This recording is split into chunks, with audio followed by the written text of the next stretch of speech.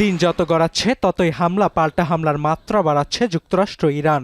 Jordan ও ইরাকে ৩ মার্কিন সেনা নিহতের প্রতিশোধ নিতে রোববার বিশ্বকাপ ফুটবলের ফাইনালের মধ্যেই ইরানের একাধিক শহরের আকাশে কাঁপন ধরায় যুক্তরাষ্ট্রের ছোড়া অত্যাধুনিক মারণাস্ত্র। এক বিবৃতিতে মার্কিন সেন্ট্রাল কমান্ডের দাবি, হামলার লক্ষ্যবস্তু ছিল ইরানের সামরিক বাহিনীর কমান্ড সেন্টার, বিমান প্রতিরক্ষা ব্যবস্থা এবং ক্ষেপণাস্ত্র ও ড্রোন উৎক্ষেপণ কেন্দ্র। হামলা হয়েছে ইরানের দক্ষিণ পশ্চিমের নির্মাণাধীন দারখোবিন পারমাণবিক কেন্দ্রেও। পরে নতুন দফা হামলার বিষয়ে কথা বলেন ট্রাম্প নিজেও।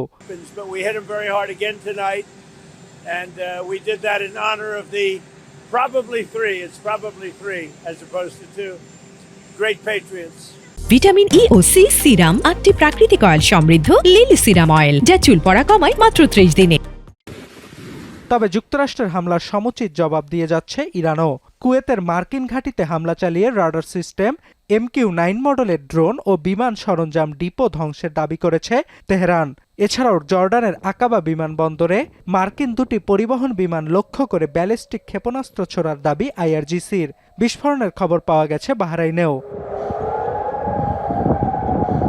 এছাড়াও হরমুজ প্রণালীতে নতুন করে প্রজেক্টাইলের আঘাতে একটি জাহাজে আগুন লেগেছে। তবে এ ঘটনায় কোনো হতাহতের খবর পাওয়া যায়নি।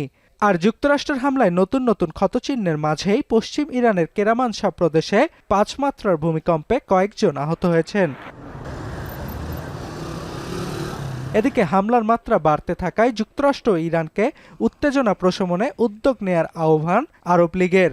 এক বিবৃতিতে জোটের মহাসচিব নাবিল ফাহমি জানান, চলমান সহিংসতা শুধু মধ্যপ্রাচ্য নয়, অস্থিতিশীল করে তুলবে বিশ্ব রাজনীতি ও অর্থনৈতিক পরিস্থিতিকেও।